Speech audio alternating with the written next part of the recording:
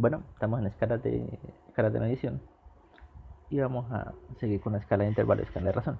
Ambas corresponden a tipos de variable cuantitativa, ya sea discreta o sea continua. La diferencia entre las dos estriba en que la de intervalo no existe un cero real, el cero es arbitrario. ¿Sí? Ejemplos clásicos: la temperatura, cuyo cero de la escala de grados centígrados fue fijado por el punto de congelación, la fusión del hielo, ¿sí? Y la fecha calendario, pues todos sabemos que las diferentes fechas hay calendarios de muchos tipos y pues el calendario como tal, el cero representa un día específico dependiendo de una cultura o una religión dada. Entonces eso va a crear diferentes calendarios que conocemos, los diferentes escalas de temperaturas que conocemos, y por esa temperatura están escalas de intervalo. La escala de razón, en cambio, si hay un cero real, el cero sí existe. El cero kilos es ausencia de masa, 0 centímetros es ausencia de longitud, y así sucesivamente. ¿Sí? 0 miligramos por decilitro de azúcar es que hay cero, que no hay azúcar. ¿Sí? Cero existe. 0 pesos es que no existe y no hay dinero, cero dinero. Entonces esa es la escala de razón. Y es en esta escala donde se puede hablar de dobles, de triples. Si yo puedo decir que 40 kilos es el doble de 20 kilos. En la escala de intervalo yo no puedo decir eso. No puedo decir nada de proporciones. En la escala de intervalo, por lo tanto, no puedo multiplicar los valores. En la escala de razón puedo calcular de todo, incluyendo la medida geométrica y la medida armónica. En cambio, en la escala de intervalo yo no puedo calcular esas medidas.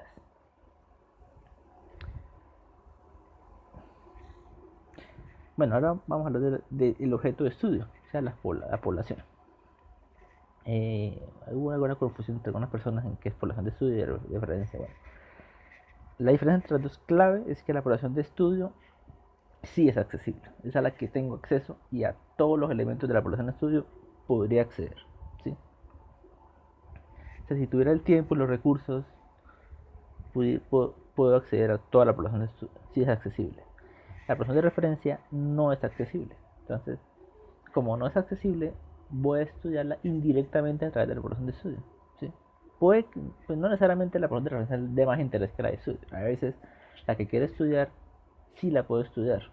Entonces es mi población de estudio y es la única importante para mí, la de estudio.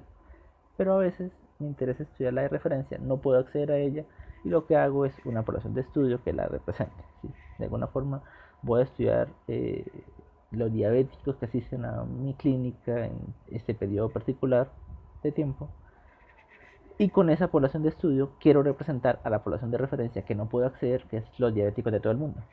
No puedo accederla porque es infinita, entonces no es accesible, pero quiero estudiarla a través de la mía, de mi población que sí es accesible. Entonces yo extrapolo los resultados por fuera de lo estudiado, eso lo conoce como extrapolación. Llevar los resultados de una población a otra que se parece. Una población de referencia va a ser de referencia, o sea, va a ser de referencia apropiada para mi población de estudio en la medida que se parezcan. Si no se parecen, no puede ser de referencia. ¿Sí? Yo no puedo pretender que mi población de diabéticos de mi clínica, en particular, aquí se parezcan a la población de estudio, a una población de diabéticos tratados de pronto en otro país, mucha mejor tecnología, de pronto con un tipo de diabetes muy distinto. ¿Sí? Entonces, el grado en que se pueden parecer las poblaciones hace que una población sea de referencia sea apropiada para mi estudio. Si por eso no se parecen, pues no va a ser una población de referencia.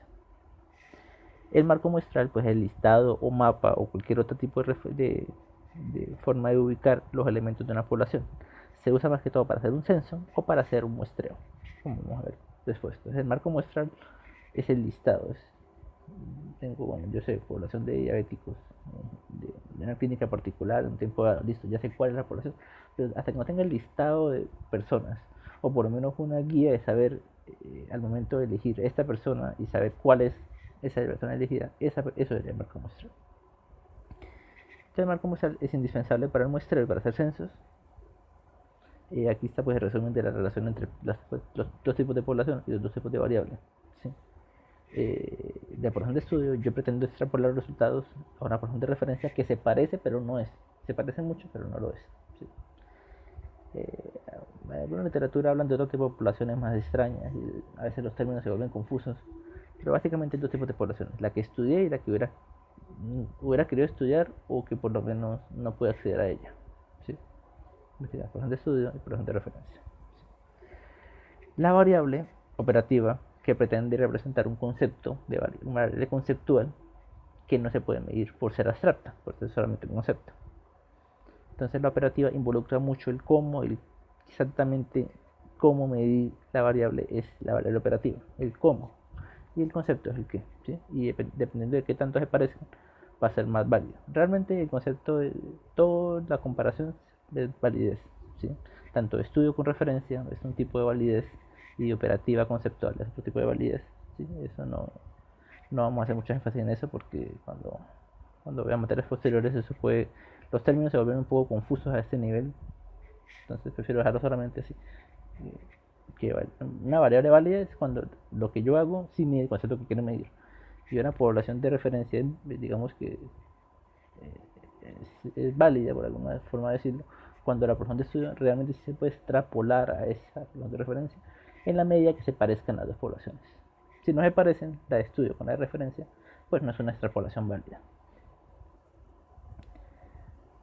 Bueno, entonces ahora vamos a ver un poco de la muestra. Entonces sabemos que hacemos una muestra cuando no podemos tomar todos los elementos de la población por motivos de costo o de tiempo. ¿Sí? Entonces, en vez de estudiarlos a todos de una población, así sea accesible a la población, no puedo acceder a todos. ¿Sí? ¿Sí? O sea, yo puedo acceder, por ejemplo, efectivamente uno puede acceder a todos los estudiantes de la universidad, no puede acceder a todos. ¿Sí? Cualquier elemento de la población de los estudiantes de la universidad puede ser accedido, ¿sí? Fácilmente. Se lo busca en el sistema, ve en qué salón está y lo puede buscar. Y así con todos los casos. Pero una cosa es que se pueda sobre todos y otra cosa es que de verdad lo vayamos a hacer sobre todos. Por razones de tiempo y de costo no lo podemos hacer. Entonces vamos a estudiar solamente algunos de los elementos. Entonces por eso una muestra es la selección de algunos elementos. ¿Qué hace para que sea una muestra probabilística? Que todos los elementos de la población tenga una probabilidad conocida de ser elegidos. ¿Sí? Eso es importante. O sea, que yo pueda decir con certeza que todos los elementos de la población pueden ser elegidos con una probabilidad que es conocida por el método de muestreo que sea. No andamos mucho en el método de muestreo, pero ese es el concepto general. En una muestra no probabilística, no todos tienen la probabilidad de ser conocidos y es posible que la probabilidad de muchos no siquiera exista. Entonces, esa es la diferencia entre probabilística y no probabilística. Las probabilísticas se basan en el azar y requieren marco muestral. La muestra no probabilística no se basa en el azar y no requiere un marco muestral. La muestra probabilística tiene validez garantizada. La muestra no probabilística no tiene validez garantizada. De hecho, siempre puede haber sesgo. Vamos a ver eso un poco más adelante. Y hay que tener en cuenta que ninguna muestra, ni probabilística ni no probabilística, en ninguna de las dos, a pesar de que sean válidas por alguna razón, no siempre su tamaño es suficiente. O sea, una cosa es validez de una muestra y otra cosa es que sea suficiente. Y eso con respecto a algunas preguntas que están en clase, que hoy tengo una población de 10.000 personas, tomo una muestra de 10, solamente de 10 personas, al azar, 10 personas de las 10.000. ¿Esa muestra es válida? Sí es válida. Lo que yo obtenga de esa muestra al azar de 10 personas, sí es válido. Si fue al azar, con todo el método del caso, es válida. Lo que ocurre es que ese tamaño no es suficiente, de pronto para demostrar un efecto específico. Vamos a ver más adelante lo que el tamaño de muestra significa, que realmente se simboliza con una n. Pero creo que claro que siempre que el método sea probabilístico, hay validez garantizada. Si no es probabilístico, no se tiene validez garantizada. Y pues el censo, que sea lo ideal, siempre que se pueda hacer censo, pues permite estudiar medir todos los elementos de la población. Bueno, aquí está el resumen de lo que son dos tipos de error y los tipos de sesgo. ¿Sí? Básicamente vemos que hay dos. El error puede ocurrir en dos fases, en la selección de los casos o en la medición de las variables. ¿Sí? Hay dos tipos de errores y dos tipos de sesgos. Cuando hablamos de sesgo, la palabra sesgo significa que es un error sistemático. En cambio, la variable error, que dice error de muestreo o error de medición, se refiere a error aleatorio, errores aleatorios. Entonces, los que están un poquito más oscuros son errores aleatorios, los que están claritos serían errores sistemáticos, o también llamados sesgos. Entonces, comenzamos con los problemas que ocurren al seleccionar casos. Error de muestreo. El error de muestreo siempre ocurre cuando hacemos una muestra, ¿sí? tomamos una muestra, sea probabilística o no probabilística, siempre va a haber error de muestreo. Y esto es como un castigo por no haber hecho un censo. ¿Sí? Cuando hago un censo, si no hay error de muestreo. Consecuencias del error de muestreo, pues aumenta la variabilidad de los estadísticos, pero se puede controlar, se puede manejar. Y habitualmente aumentando el tamaño de muestras se soluciona el problema. Entre más muestras, pues hay menos error de muestreo. ¿Sí? Pero lo importante es entender que el error de muestreo siempre va a existir. Siempre que hagamos una muestra hay error de muestreo. Si hago un censo no hay error de muestreo. Sí, pero se llama de muestreo, porque es por el mero hecho de muestrar. El sesgo de selección sí es cuando selecciono mal los casos. ¿Sí? Especifiqué mal la población, con ambigüedades, el marco muestral era inadecuado, tenía unidades que no eran, omitía unidades, tenía unidades vacías o estaban duplicadas. ¿Sí? Todo eso hace que haya un sesgo de selección. En todos los casos que haya muestreo no probabilístico puede haber sesgo de selección. ¿Por qué? Porque pese a ser un muestreo y que esa muestra logre ser representativa de la población, no se puede verificar. Uno no puede saber que ya no haya sesgo. Siempre puede haber un sesgo invisible. Por eso se llama sesgo, porque el sesgo no es algo que uno realmente uno vea. Si se pudiera calcular el sesgo, pues uno lo quitaría, pero el sesgo es algo invisible. Puede estar presente, es algo que daña un estudio y tú no lo ves. Entonces, pues tú no puedes afirmar mi estudio está libre de sesgo. Esa afirmación no se puede hacer. Es imposible hacer esa afirmación porque el sesgo es algo que tú no detectas. Justamente es lo que no se ve. Entonces, no es cuantificable, no es verificable, es imposible que, no, yo quiero mirar que mi estudio está libre de sesgo, puedo mandárselo a alguien para que lo revise. No, eso no se puede decir. Obviamente, uno puede enumerar qué sesgos de pronto no hay y el esfuerzo que uno hizo para evitarlos, ¿sí? O para prevenirlos, como dice acá, uno tiene que intentar prevenirlos.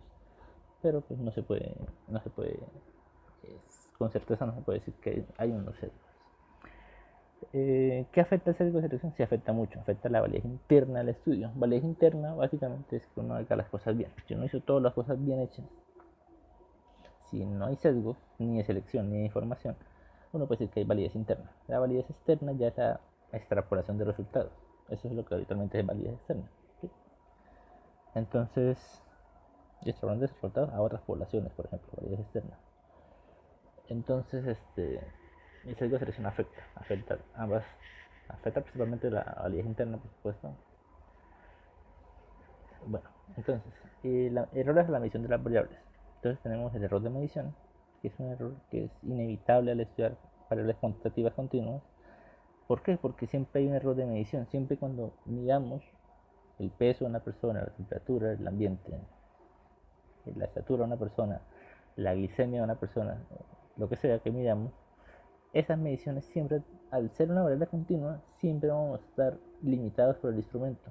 Si el instrumento nos permite mirar solamente kilos, gramos, miligramos, microgramos, picogramos y así sucesivamente hasta lo ínfimo, no podemos con total precisión saber cuál fue el peso de una persona. Entonces, siempre hay un pequeño error de medición. Entonces, el pequeño error de medición no tiene consecuencias graves, habitualmente aumenta muy poco la variabilidad, no afecta la validez del estudio y pues se controla pues aumentando la precisión del instrumento. Si es un problema, aumento la precisión, no hay que hacer nada más. Pero los errores, tanto de muestreo como de medición, son aleatorios, no afectan a la validez y se pueden controlar.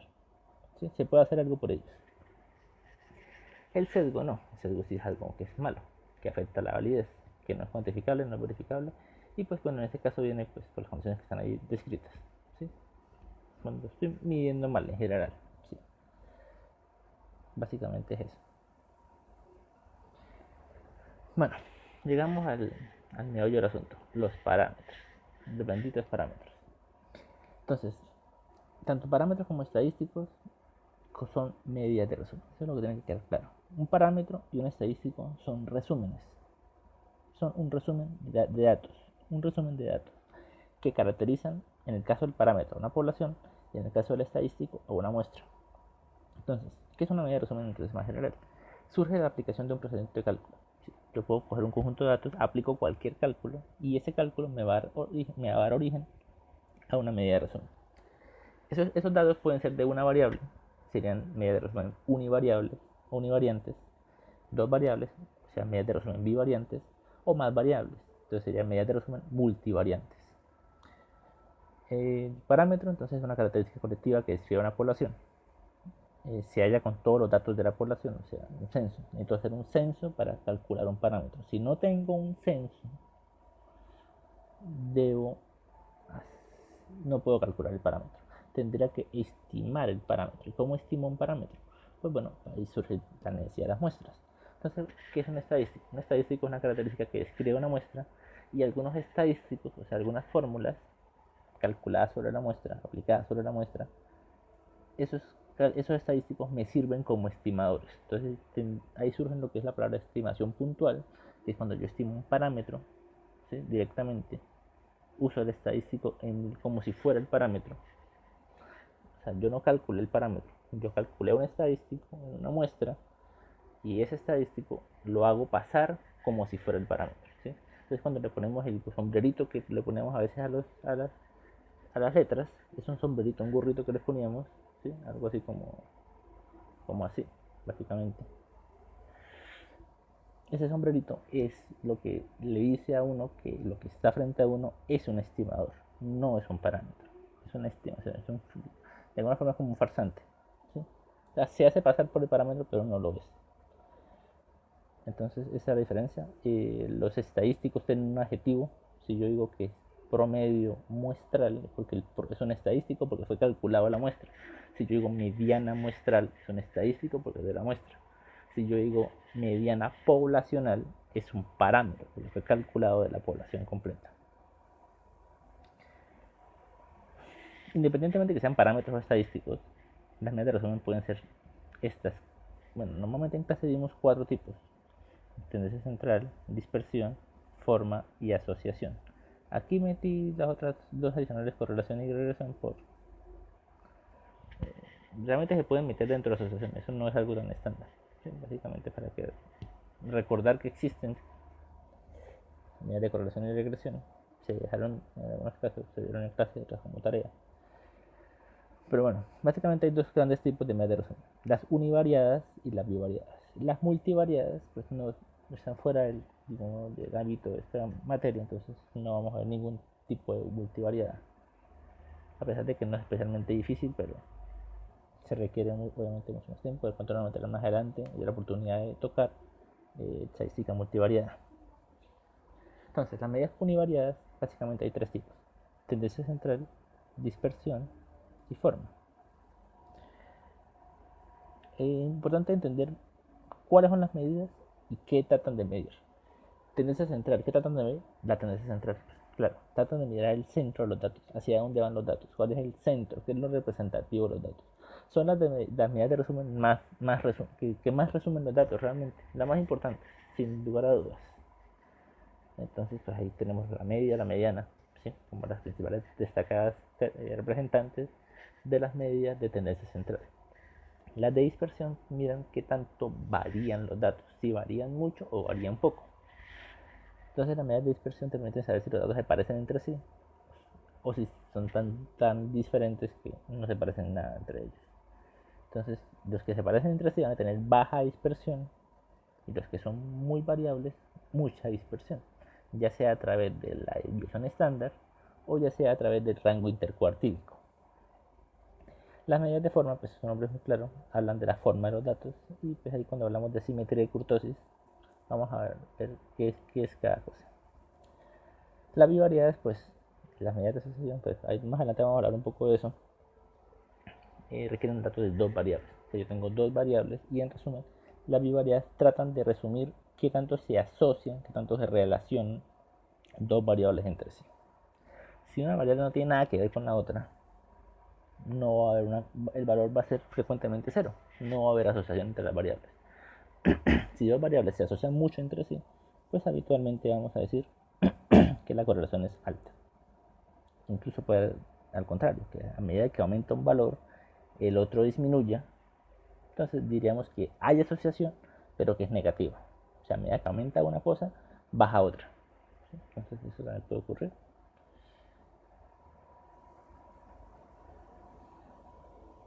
Entonces, como decíamos, las univariadas, pues tenemos la tendencia central, proporción, medida aritmética, mediana y moda. Tratan de medir diferentes aspectos del centro de los datos. Coloco la proporción acá para recordarles una cosa. La proporción, o sea, el porcentaje, es un caso realmente, tiene las mismas propiedades de la media. ¿Sí? Básicamente es como si fuera una media de tendencia central. Para variables nominales. ¿Sí? Si yo tengo, por ejemplo, encueste si fuma o no fuma un conjunto de personas, y yo quiero saber, bueno, el 40% de las personas fuma, ese 40% es una proporción, es un porcentaje, una proporción expresada en porcentaje, ese 40% es una medida de tendencia central, ¿sí? Con las mismas propiedades que la media aritmética, básicamente. Bueno, la media aritmética, ya saben cómo calcularla, sumando los datos y entre total, ¿sí? Igual que el promedio normal. Hay un promedio ponderado, es una forma más general de media aritmética en el que asigna pesos diferentes a cada valor. Pero el promedio ponderado, pues también saben cómo calcularlo porque las notas de esa asignatura y de todas las asignaturas habitualmente vienen un promedio ponderado. La mediana, pues todos saben también cómo se calcula. El dato de la mitad, habitualmente, como para recordar el dato de la mitad, hay que ordenar de menor a mayor. Y el que ocupe la posición del centro es que a partir de ese dato, menores que él haya en la mitad, mayores que él haya otra mitad, esa sería la mediana. ¿Sí? Cuando es número par de datos, la mediana habitualmente se saca haciendo un promedio entre los dos valores centrales. Cuando se puede dividir ese promedio. Y la moda, pues es el dato con mayor frecuencia. El dato con mayor frecuencia en un conjunto de datos es la moda. Vimos también las otras medias, vimos la media geométrica, que requiere multiplicar los datos. La media armónica, que básicamente es el recíproco, la suma de recíprocos. Bueno, ese concepto también. Los que hicieron la tarea ya saben cómo es la media armónica. Y el concepto de percentiles, que pues básicamente pues representa el dato que cumple la condición de que por debajo de él hay un tanto por ciento de los datos. ¿Sí? Las formas de calcularlo hay varias. Algunos vimos el método exacto, otros el método de 2 veces la mediana para hallar ciertos percentiles. Espero que repasen eso. De dispersión, pues las medidas de dispersión representan la variabilidad de los datos. Tenemos división estándar, que recordar que la división estándar se expresa con una S. ¿Sí? Tengo la S, que es la división estándar muestral, sigma, la división estándar poblacional. Aprovechar la oportunidad para recordar la media aritmética es X barra, la media aritmética muestral y la media aritmética poblacional es mu. ¿Sí? No me había percatado incluir eso en la presentación, pero aprovecho para mencionarlo ahorita mismo. La división estándar muestral es S, la división estándar poblacional es mu, es sigma. Sigma. Sigma, este sigma que está acá. Ahí lo hice otra vez. La varianza es el cuadrado. Entonces, si yo coloco sigma cuadrado, es la varianza. X barra, acá presente, es la media aritmética muestral y mu es la media aritmética poblacional. ¿Cuáles son parámetros? Mu y sigma son parámetros. X barra y S son estadísticos. ¿Sí?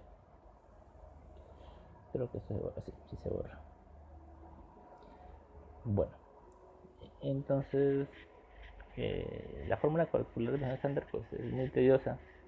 Algunos recordarán cómo se calcula, ¿sí? Básicamente usando recomendable la tabla de cálculo para la versión estándar. Y bueno, el rango intercuartílico es la otra medida de dispersión. ¿Sí? Entonces, básicamente ustedes saben que cazamos las medidas de tendencia central. Que la media aritmética se asocia con la desviación estándar y la mediana se asocia con el rango intercuartílico. Ya vamos a ver por qué.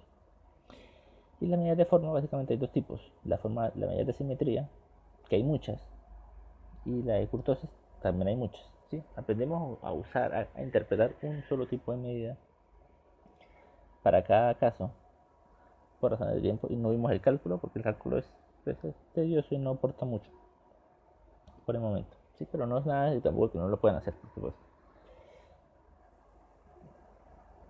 Entonces, aquí están los matrimonios que vimos: media con división estándar, mediana con rango intercuartílico. ¿Y por qué lo hicimos? Bueno, si tenemos datos con forma simétrica, bonitos, ¿sí? Simétricos, bien organizaditos, ¿sí? Podemos dibujar algo así como parece que es simétrico. Ahí está, algo simétrico. Puedo calcular media aritmética y versión estándar como representantes para resumir los datos. ¿Sí? Si los datos son muy asimétricos, tienen datos atípicos marcados, o están en escala ordinal, no debo calcular la media aritmética del examen estándar, sino que debería usar preferiblemente la mediana o rango intercuartílico. ¿Sí? Todo eso aplica sobre todo cuando tengo muchos datos. Si cuando tengo muy poquitos datos, pues la verdad pues, es poco lo que no es tanta importancia. Pero si cuando tengo muchos datos, la mediana y el rango intercuartílico cobran bastante importancia. Entonces, las medias y la mediana me sirven para comparar tendencia central. Entonces, si debo comparar qué grupo, si quiero comparar dos conjuntos de datos y quiero mirar quién tiende a tener mayores valores más altos que el otro, debo comparar medias o medianas según sea el caso. ¿Sí? Si quiero ver la tendencia de los datos, ¿qué grupo tiene más? Digamos, yo quiero comparar dos grupos de edad, un salón con otro. Quiero comparar qué salón tiene más edad. Entonces lo que hago es calcularle la media a cada salón y comparar las medias. Ahora, si no se puede calcular la media, porque hay algunas de esas condiciones, entonces calculo la mediana de los dos salones y las comparo. Quiero comparar la variabilidad. ¿Qué grupo tiene edades más dispersas, o más variables, o más heterogéneas? Entonces yo uso desviación estándar o rango intercuartílico según sea el caso. ¿Sí? ¿Qué ocurre? Si yo tengo una diferencia muy marcada de edad, o quiero comparar variables que no se parecen en nada, quiero comparar edad con plata, por ejemplo. La edad está en años, la plata está en miles de pesos, o sea, de valor, tiene muchos más números, muchos más ceros. Pues no puedo comparar directamente esas dos mediciones. Para comparar cosas que tienen diferente tendencia, no puedo usar directamente ni la desviación estándar ni el rango intercuartílico. Debo usar los coeficientes de variación. ¿Sí? Entonces los coeficientes de variación me permiten comparar conjuntos de datos así la tendencia sea muy distinta. ¿Sí? Entonces uso el coeficiente de variación según sea el caso. El coeficiente de variación en ambos casos pues siempre sale dividir, tengo que dividir la medida de variabilidad o de dispersión, la divido entre la medida de tendencia central. Entonces podría ser división estándar dividido entre media o rango intercuartílico dividido entre mediana. ¿Sí? Otro dato técnico, el coeficiente de variación no admite variables con valores negativos. Si hay un valor negativo, no se puede usar el coeficiente de variación. No se puede usar o no se debería usar. Si puede dar lugar a interpretaciones erróneas. Bueno, entonces aquí viene todo eso de la forma. Entonces, la forma debería ser como nos dimos cuenta, pues si hay simetría, hago un conjunto de cálculos distintos. Si hay asimetría, hago un conjunto de cálculos distintos. Entonces la forma es importante. De forma más completa, pues la forma recae en saber si los datos son normales o no son normales. ¿Qué es normal? Entonces hablamos de la distribución normal. Ya pues no tengo forma de dibujar algo muy bonito acá, pero se recuerden que es algo que dibujamos muchas veces, algo así. Esa es la forma normal, que tiene tres características. Es continua, o sea, está bien definido para variables continuas. Es simétrica, o sea, la mitad para un lado es lo mismo que la mitad para el otro lado. Y es mesocúrtica, o sea, la punta tiene una forma de punta, ni es muy apuntada ni es muy plana. Eso básicamente es la distribución normal. Si tengo un conjunto de datos que se parece a eso, puedo decir o puedo asumir que son datos con distribución normal o que provienen de una distribución normal. Si mis datos no son simétricos o no son mesocúrticos, no puedo decir que es normal. ¿Qué permite la normalidad? Muchas cosas, un general de cosas. Permite estandarizar, permite uso de regla empírica, permite pruebas paramétricas y permite muchas más cosas. O sea, el mundo de la normalidad te garantiza muchas cosas que son posibles bajo la normalidad. Si no tengo distribución normal, también hay muchas cosas por hacer, pero tengo que, digamos que, apelar a recursos un poco más elaborados para eso. ¿Qué cosas vamos a ver o vimos que no dependen de la distribución normal? Pues la desigualdad de Chebyshev, que siempre aplica, siempre puedo aplicar la desigualdad de Chebyshev, y las pruebas llamadas no paramétricas, ¿sí? O mejor llamadas pruebas de distribución libre. Entonces, pero en salud y en muchas áreas se habla de pruebas no paramétricas, pruebas no paramétricas. Entonces, pues, siempre que yo tenga normalidad, que no tenga normalidad, voy a caer en el mundo de lo no paramétrico. Y cuando tenga normalidad, voy a caer en el mundo de lo paramétrico. Entonces aquí está el recordatorio de la regla empírica, los porcentajes. ¿Sí? Básicamente son dos reglas para decir cuánto porcentaje de los datos está entre tanto y tanto. Entonces, los porcentajes, eso es de memoria, ¿sí? Igual que las fórmulas, ¿sí? No tiene ningún misterio. También se llama la regla empírica, se aplica solamente en datos normales y se aplica cuando tienen esas condiciones. Cuando yo tengo 68%, 95%, 99.7%, esas tres porcentajes hablan de qué es la regla empírica. ¿Sí? Que Chebyshev solo tiene dos casos, 75% y 89%. Entonces, si yo tengo la media sumándole y restándole una desviación estándar, voy a tener el 68% de los datos. Entonces, pongamos un ejemplo para los que igual no me estén captando la idea mucho. Entonces, supongamos que yo tengo, por ejemplo, listo. Digamos que yo tengo un promedio de 100 y tengo una desviación estándar de 10. Ya, ahora sí. No, vamos a ponerlo más bonito porque esto es muy feo.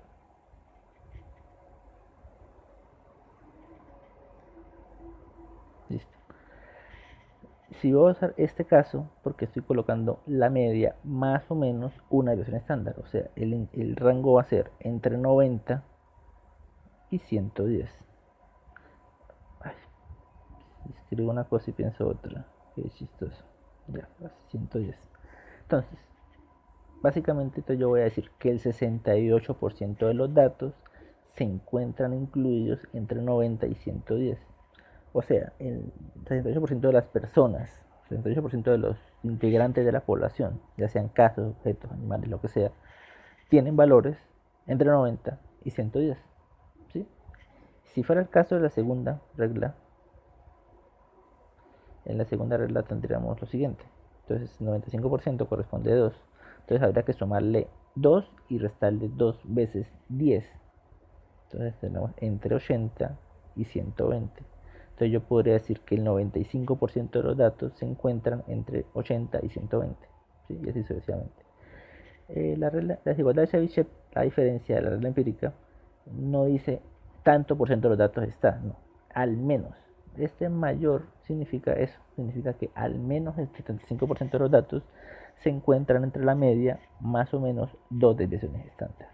Y en el tercer caso, con 3, es que al menos el 89% de los datos se encuentran entre la media más o menos 3 desviaciones estándar. Bueno, y uno puede hacer muchos juegos con sus nuevos porcentajes. ¿Sí? Uno sabe que sumando y restando la desviación estándar, sumando una vez y restando una vez, se encuentra el 68% de los datos. Por lo tanto, uno sabe, por ejemplo, que entre 0 y 1 desviación estándar, pues va a estar la mitad, el 74%. ¿Sí? Y puede hacer varias combinaciones de este tipo, pues no voy a detenerme mucho en eso, ya se habló en clase de eso, pero se puede entender básicamente que pues si el intervalo completo tengo 68%, si tengo aquí la mitad del intervalo, pues tengo la mitad del porcentaje. Puedo tener la mitad de un intervalo y la mitad de otro y sumarlos. ¿Sí? Ese 82% sale de la suma de 34, que es la mitad de 68, más la mitad es 95. Eso da 82%. Bueno, pueden verificar, pues no es complicado de valores. ¿Qué más me permite la normalidad? Me permite estandarizar. Entonces yo puedo estandarizar los valores mediante esta expresión que está acá, z igual a x menos mu sobre sigma. Esa expresión también es de memoria, no se la voy a dar en el parcial. Es una expresión que también tiene que tener en su cabeza porque es una expresión que sí se usa mucho en todas las áreas de conocimiento. Básicamente tiene que tener en la cabeza cómo estandarizar. Entonces, un ejemplo práctico, creo que fue el mismo ejemplo que di en clase, no estoy seguro, que habla del valor, yo quiero estandarizar un valor, 104 miligramos por decilitro, un valor de azúcar en sangre. Si yo sé que el promedio de esa población es de 70 miligramos por decilitro y la desviación estándar de esa población es de 20, ese 104 equivale a un Z de 1.7. Ese es el puntaje Z que le corresponde a 104. O sea, el puntaje estandarizado. Eso se puede hacer siempre y cuando los datos sean normales. Recuerdo, insisto en eso. Si no fueran normales, no podría decir eso. ¿Cómo se interpreta ese 1.7? Pues yo podría decir que esa persona, marcada con X, ese 104, tiene 1.7 desviaciones estándar por encima de la media. Si hubiera sido negativo, perfectamente puede ocurrir. Entonces, si hubiera sido, por ejemplo, Z igual a menos 1.7, diría que tiene 1.7 desviaciones estándar por debajo de la media. Ese no trata de expresar como el comportamiento de los datos en relación al promedio. Ya lo usamos en clase una vez para comparar las notas. Se acuerdan que comparamos varias notas de varios estudiantes con respecto a lo que sacó el grupo, para definir a quién le fue bien, a quién le fue mal. Pues eso permite estandarizar, poder comparar con respecto a su población. ¿Cómo es un dato con respecto a la población de donde proviene? Eso es lo que habla el puntaje Z. Y pues teniendo el puntaje Z yo puedo hallar una probabilidad, yo puedo hallar qué tan frecuente es que haya valores tan grandes o tan pequeños como ese. Entonces para eso uso esa tabla de la que traje un pequeño extracto que se llama la tabla Z. Entonces la tabla Z, hay varios tipos de tabla Z, pero la más habitual es esta, que tiene los valores o el área bajo la curva o la probabilidad a la izquierda de ese valor, ¿sí? Entonces yo, habiendo hallado este 1.7, voy a la tabla Z, busco en Z 1.7 con 0 centésimas y me da un valor de punto, o sea, 0.9954. Entonces yo puedo concluir que eso es más o menos 90, ese es el 96%. Entonces yo puedo decir, se espera que el 96% de las personas tengan valores de glicemia por debajo de 104, porque es a la izquierda, o puedo decir lo contrario, que solamente el 4% de las personas, que es lo que quedaría a la derecha, solo el 4% de las personas se espera tengan valores de glicemia por encima de 104. ¿Sí? Eso permite la estandarización. Bueno, ya dejando un poco este tema, caemos en el tema de gráficos y cajas de bigotes. Para ese gráfico, pues que tiene que ver con el anterior, pues el gráfico de cajas de bigotes permite analizar muchos aspectos de una distribución. Solamente que el gráfico de cajas de bigotes se basa en las medidas de posición, o sea, en las medidas, lo que es la mediana, que es el mismo percentil 50, los percentiles 75 y 25, el rango intercuartílico, y permite varias cosas. Primero que todo permite analizar la forma. Entonces la forma se analiza básicamente viendo la cajita. La cajita, si la línea central queda igual centrada en la caja, queda bien centradita en la caja, decimos que los datos son simétricos. Si queda muy hacia un lado, como por poner un ejemplo, que queda bien acá arriba, la línea central diríamos que es muy asimétrico, ¿sí? Y dependiendo de si queda arriba sería simetría hacia la izquierda, y si fuera hacia abajo sería asimetría hacia la derecha. Entonces dependiendo de dónde queda la línea central me diría la simetría. Los bigotes más o menos me dicen la dispersión potencial de los datos, ¿sí? Y permiten establecer de alguna forma el área de establecer qué es un dato atípico y qué no es un dato típico, ¿sí? Todo dato que esté más allá de estos límites, que se pueden calcular perfectamente con los percentiles y con el rango intercuartílico, todo lo que esté más allá de ahí vamos a definirlo como dato atípico, ¿sí? Dato atípico.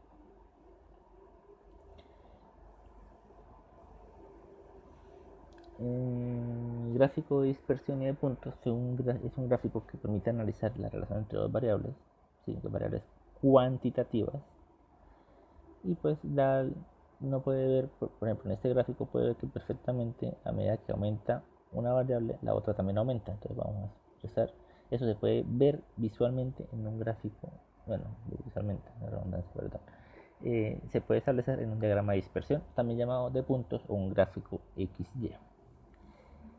¿Qué permite evaluar esto? Interpretar de mejor manera el coeficiente de correlación lineal. El coeficiente de correlación lineal es una medida bivariada de asociación, requiere dos variables, y mire, como su nombre dice, la relación entre dos variables, pero su relación lineal, que se puede expresar mediante una línea recta. Entonces, hay dos tipos de relación básicamente. Puede ser positiva, a medida que aumenta una variable, aumenta también la otra, o negativa, a medida que aumenta una variable, la otra disminuye. Entre más se relacionen, va a haber más fuerte relación, más cercano a 1 o más cercano a -1, y entre más cercano a 0 porque la relación es más débil, menos tiene que ver una variable con la otra, menos afecta. ¿Sí? Todo lo clásico es que el coeficiente de correlación lineal se haya normalizado para que esté entre -1 y 1. No siempre es el caso, pero es el caso más usual. Entonces yo tengo dos variables y el valor de correlación lineal es 1, es porque o cercano a 1 se relacionan positivamente muy fuerte. Si es cercano a -1, se relacionan también fuertemente, es muy fuerte la relación, pero negativa. Y si es cercano a 0 es porque no tiene nada que ver una con la otra, al menos en el sentido lineal. ¿Por qué en el sentido lineal? Vamos a ver, porque hay varios tipos de asociación. Yo puedo tener variables que a medida que aumenta una, aumenta la otra. ¿Sí? Claramente aquí vemos que a medida que aumenta esa variable, esa también aumenta, sin ningún problema. En cambio, vemos que cuando en la negativa, a medida que aumenta esa variable, esta va disminuyendo, ¿sí? Va hacia abajo.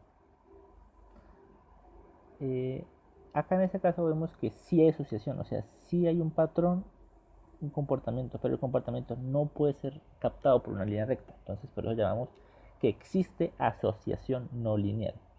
En cambio, en este último caso, vemos que la nube de puntos no tiene ningún patrón, parece que no le importa lo que pase a una variable, lo que le pasa a la otra, y podemos llamarle ausencia de asociación.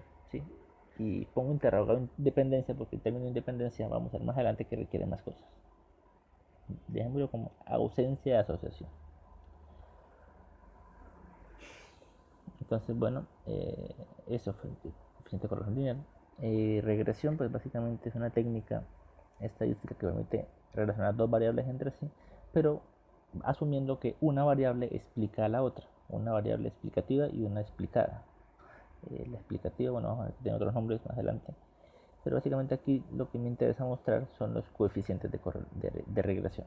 Ya que estamos relacionando una curva con un montón de datos de estatura con peso. ¿Sí? La nube de puntos vemos que uno podría cruzar una línea recta que explica esos resultados y esa línea recta está formada por una ecuación. Esa ecuación va a ser la ecuación de regresión. Y cuando tiene dos componentes, uno llamado intercepto y otro llamado pendiente. Entonces, ¿cómo se usa esa básicamente qué significa cada cosa? Entonces, el beta 0 que está arriba, llamado intercepto, sería el peso que nosotros esperaríamos si la estatura fuera 0. ¿Cuánto esperaríamos? O sea, si esta recta se prolongara hasta el 0, hasta que llegara al eje verdadero del 0, ¿cuál sería el peso que encontraríamos? Sí, obviamente algo imposible, ¿sí? En muchas situaciones no va a tener sentido. Entonces el intercepto no siempre se interpreta.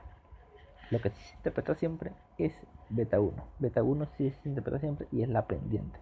Básicamente expresa cuántos kilos aumentaría el peso por cada centímetro de estatura que aumente. ¿Sí? Y para este estudio, muy particularmente este estudio, le dio 1.1, 1.11 básicamente. O sea, por cada centímetro de aumento se espera que el peso aumente 1 kilo.1. ¿Sí? ¿Qué puedo hacer con eso? Entonces, ¿para qué se usa la regresión lineal? Para poder predecir valores. Entonces yo, por ejemplo, yo quiero saber una persona nueva que mida 1,70, quiero saber cuánto puede pesar. Entonces lo que hago es simplemente reemplazar los valores en esta expresión. ¿Sí? Aquí omití la ecuación de regresión, pero básicamente la ecuación de regresión es, tengo y que es igual a beta 0 más beta 1 que multiplica x. ¿Sí? Esa es la ecuación de regresión. Perdón por la que he quedado tan feita, pero bueno. Esa ecuación, yo lo que hago es simplemente reemplazar valores. Reemplazo quién es beta 0, reemplazo quién es beta 1 y reemplazo cuál es el valor que yo quiero saber, por el cual yo quiero averiguar. Eso me va a dar un valor predicho para y. Como es un valor predicho para y, le coloco el gorrito para marcar que no es un valor real, es un valor por alguna forma estimado. ¿Sí? Entonces, haciendo eso, yo puedo esperar que para una persona de 1,70, reemplazando la fórmula, poniendo 1,20 en 20 kilos, más beta 1, que es 1.108 por 1,70, me da 68 kilos. Entonces yo espero esa estatura Pues, bueno, me quedo, sí, 68 kilos, aquí falta 68 kilos, yo espero 68 kilos de peso, sí. Bueno, ahora vamos a llegar al tema de tablas de frecuencia. Bueno, como hemos visto anteriormente, pues, voy a hacer un poco de recorderis de cómo veníamos con las medidas de resumen, ¿sí? Parámetros estadísticos, medidas de resumen univariadas y bivariadas, pero no siempre hay que calcular cosas así para poder resumir los datos. A veces, para poder representar los datos, puedo hacer una tabla que resuma los datos. Entonces, la tabla más común para resumir datos se llama tabla de frecuencias. La tabla de frecuencias básicamente trata de contar cuántas veces ocurre algo en un conjunto de datos. Por ejemplo, en este conjunto de datos tenemos básicamente 5 calificaciones de 5, 6, 7, 8, 9, 10. Yo quiero saber cuántos estudiantes sacaron 7. Entonces, 2 personas. ¿Cuántas personas sacaron 9? 8 personas. ¿Sí? Es un conteo, simple conteo. Eso se llama frecuencia absoluta o simplemente frecuencia.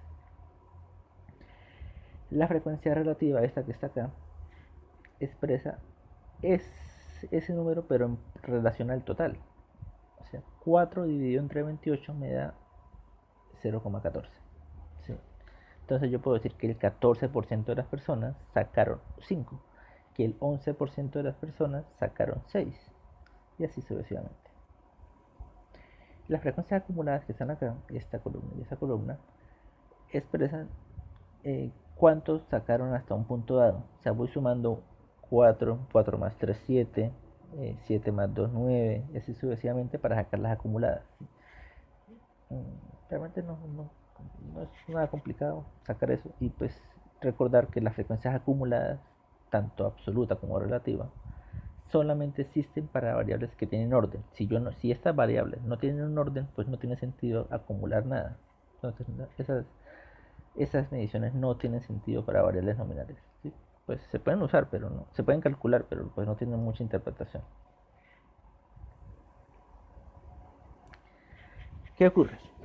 Hay variables que son cuantitativas y por lo tanto, pues, si yo tengo un conjunto de mediciones de cualquier cosa y voy a resumir una tabla de frecuencias, podría darme una tabla gigantesca con muchos números. A veces es necesario agrupar números en categorías para una mayor facilidad. Entonces, el agrupamiento de variables cuantitativas, pues ya vimos en clase cómo se procedía. Básicamente está el corchete, hago como rangos de la variable, y para asegurarme que un número esté solamente en una categoría, pues abro con corchete, cierro con paréntesis. Entonces, por ejemplo, el número 200 solamente va a ser parte de esta categoría, porque el 200, el corchete indica que el rango incluye el 200. En cambio, el paréntesis significa que lo excluye. Entonces, el 400 acá en esta categoría no está incluido, está incluido en esta categoría. ¿Sí? Básicamente eso es lo que expresa el corchete y paréntesis. Aquí tenemos un ejemplo con una tabla de frecuencias agrupando variables cuantitativas y sabemos a partir de esta tabla cuántas veces o cuántos casos se presentaron velocidades entre 1000 y 1200. Sabemos que fue el 50 casos tuvieron esas velocidades. Sabemos que 130 casos tuvieron velocidades entre 800 y 1000. ¿Sí? Y también sabemos el porcentaje, que es la frecuencia relativa. Sabemos que el 22% de los casos tuvieron velocidades entre 200 y 400, ¿sí? Que nos permite pues, una interpretación más real en relación al tema de estudio. Siempre es recomendable usar frecuencias relativas, siempre. Aquí tenemos otro ejemplo. Pues te faltó aquí anotar una cosa. Siempre que hacemos agrupamiento de variables, podemos estar perdiendo la escala de medición de los datos. Específicamente, cuando tenemos una variable cuantitativa, ya, por ejemplo, estas 70 personas que están acá, perdón, estos 70 casos que tuvieron velocidades entre 0 y 200, sabemos que máximo tenían 200 y mínimo 0. Sí, sabemos que estos 70 casos tenían un máximo de 200 y un mínimo de 0. Pero ya no sabemos exactamente cada uno de esos 70 cuánta velocidad tenía. Ya no sabemos eso. ¿Sí? Ya sabemos que están en ese rango, pero no sabemos en dónde están. Entonces ya perdimos un grado de detalle. Esa pérdida de detalle causa que la variable ya no sea, así en la tabla de frecuencia, ya no sea una variable cuantitativa continua, sino que se convierta en una variable cualitativa ordinal. ¿Sí? Al agrupar datos de variables cuantitativas se pierde el detalle y se convierten en variables cualitativas ordinales. Eso tiene que quedar claro. También a contar una cosa, aquí estamos en una variable que es continua, ¿sí? Continua. Si fuera una variable discreta, posiblemente hubiéramos podido hacer esto. Hubiéramos podido colocar de 0 a 199 y de 200 a 399. ¿Por qué no hicimos esto acá? Porque si la variable es continua, hay posibilidad de valores entre 199 y 200. Entonces, como es continua, tenemos que usar corchete y paréntesis siempre. Vamos a ver un ejemplo más adelante, acá específicamente, acá con la edad. Vemos que aquí el rango de edad claramente es una variable discreta. ¿Por qué? Porque se asume que es imposible que alguien haya respondido un valor entre 20 y 21. O sea, colocar un valor entre 18 y 20 y luego entre 21 y 35, ya sabemos que el valor 20.5 era imposible, que ese valor 20.5 se debe estar redondeando de alguna manera o hacia el 20 o hacia el 21. Entonces, al ser así, valores redondeados, valores enteros, la variable es discreta y se puede trabajar sin paréntesis y sin corchetes, ¿sí? Sin ningún problema. Entonces, a pesar de que sea así, se pierde el detalle de los datos. No hay que decir eso. O sea, igual se convierte de cuantitativa, se convierte a ordinal por el hecho de agrupar. Acá vemos el ejemplo completo, pues no estamos eh, eh, por ejemplo, esa variable de género. Sabemos que el total de 135 personas hubo en total 172 personas masculinas y 3 femeninas. Esas femeninas representaron solamente el 1.7% de los datos. La edad, la mayoría de las personas tenían entre 21 y 35 años, correspondiendo al 50 y casi 55% de los datos. El nivel de educación, pues acá está, es ordinal, no se modifica su escala de medición tampoco, porque siguen teniendo un orden, esas categorías tienen un orden, están agrupadas, pero siguen teniendo un orden. Ya sabemos que estas tienen menos educación que estas, menos que estas, esta más y esta más. Entonces sigue habiendo un orden. Si el orden se pierde, se degrada. Si el orden se hubiera perdido, ya no sería ordinal, sino sería nominal. Entonces tenemos los porcentajes, tenemos las frecuencias absolutas. Iguales, también podemos agrupar variables nominales. Obviamente, si una variable nominal se agrupa, va a seguir siendo nominal. Ese detalle no se perdería. Bueno, aquí está un histograma. Básicamente un histograma como pueden darse cuenta, solamente es una representación gráfica de una tabla de frecuencias. ¿Sí? Puede usar cualquier frecuencia. Si usa frecuencia absoluta o frecuencia relativa, pues es un histograma normal, como siempre. Y si usa frecuencias acumuladas, pues será un histograma acumulado. Otras gráficas parecidas son el polígono de frecuencias o la ojiva, que pues están en desuso últimamente. Y bueno, llegamos a un tema central, tabla de frecuencia. La tabla de frecuencia básicamente es lo que tenemos ahí presente. Es una tabla de contingencia, o tabla de frecuencia de doble entrada. ¿Sí? Cuando dice doble entrada o doble vía, es que hay dos variables involucradas ahí. En este caso tenemos la variable fumador y la variable sexo. ¿Qué dice cada celda? Estas cositas que están acá se llaman celdas. Cada celda expresa la frecuencia, ya sea relativa o ya sea absoluta, de personas o de casos con cada combinación de categorías. Por ejemplo, estas 10 personas que están acá tienen la condición de ser fumadores y tienen la condición de ser hombres. Esas 16 personas siguen siendo hombres, pero ya no son fumadores. Y así con cada celda. La tabla de contingencia, esta se llama 2x2 porque tiene dos categorías en una variable y dos categorías en la otra variable. Si tuviera tres categorías acá y tres acá, sería 3x3. El nombre simplemente dice cuántas categorías tiene, o cuántas filas y cuántas columnas tiene. Básicamente es así. Puede haber tal vez de más entradas, sí. Puede haber tres entradas y tiene tres variables y así crecer, pero pues a medida que aumentan las variables se vuelve inmanejable la tabla. Entonces, ¿qué permite la tabla de contingencia si hago no? Permite comparar porcentajes. Es la clave de una tabla de contingencia, comparar porcentajes. ¿Qué podemos hablar de esa tabla de contingencia? Viendo los porcentajes. Primero, viendo los recuentos numéricos, o sea, las frecuencias absolutas, no podemos ver mucho. Vemos que hay un 10, vemos que hay un 16, un 14, un 10, y uno dice, pues bueno, no es tan claro. Cuando uno ve los porcentajes, sí resulta más claro que, por lo menos en este conjunto de datos de 50 personas, las mujeres fuman más. Vemos que el 58% de las mujeres fuman, mientras que solamente el 38% de los hombres fuman. No, 39% prácticamente. ¿Sí? Casi el doble. En cambio, pues también se puede ver acá. Entonces, esta comparación de porcentajes me permite decir, parece ser que las mujeres fuman más que los hombres. ¿Sí? Y permite establecer vínculos, asociaciones entre las variables. En este caso las dos variables son cualitativas.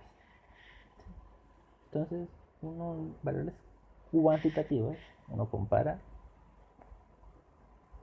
gráficos de dispersión como este, gráficos de dispersión así.